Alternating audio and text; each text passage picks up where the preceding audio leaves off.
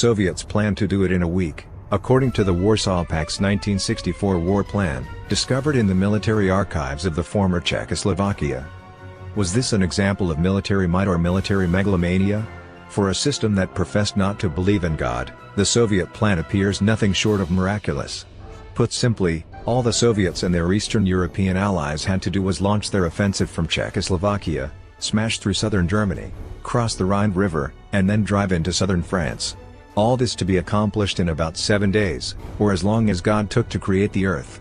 And even he needed to take a rest at the end. The Soviet plan was nearly as ambitious.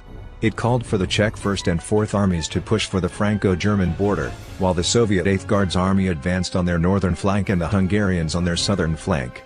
Paratroopers would seize crossings over the Neckar and Rhine rivers.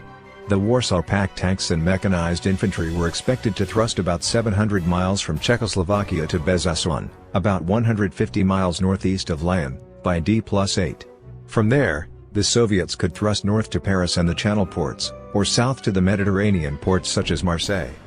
To strike from Czechoslovakia to Besançon would require the Red Army to travel around 60 miles per day.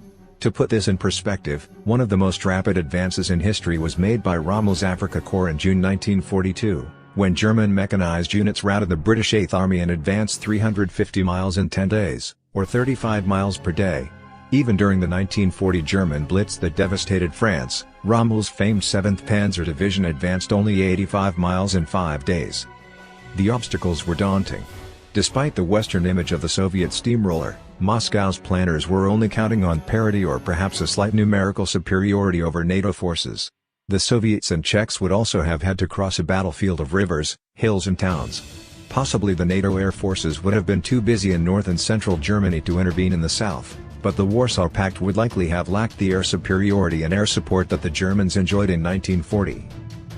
However, the Soviets were counting on a weapon that Rommel didn't have. The Red Blitzkrieg would have been paved by a deluge of nuclear weapons from the start of the war. According to the war plan, the operation will require the use of 131 nuclear missiles and nuclear bombs, specifically 96 missiles and 35 nuclear bombs. The first nuclear strike will use 41 missiles and nuclear bombs.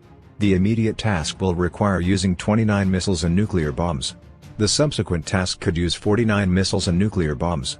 12 missiles and nuclear bombs should remain in the reserve of the front. Could it have worked? Certainly, if everything worked perfectly.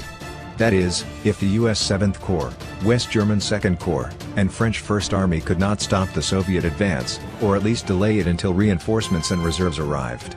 Or, if a landscape pitted with nuclear craters and frazzled by radiation from NATO as well as Soviet nuclear weapons didn't hamper Red troops and supply columns. Or, if all the 1,001 other frictions that plague every military plan never happened. France had also detonated its first atomic bomb in 1960, and by 1964 the French Air Force was fielding nuclear-armed bombers. Perhaps the threat of Soviet nuclear retaliation would have deterred Paris from nuking Moscow. Then again, the thought of enduring another occupation, this time communist instead of fascist, might have spurred a better dead than red response. Either way, Western Europe would have been nuclear rubble. Or as the French would say, c'est magnifique, mais ce n'est pas la guerre, c'est de la folie. It's magnificent, but it isn't war.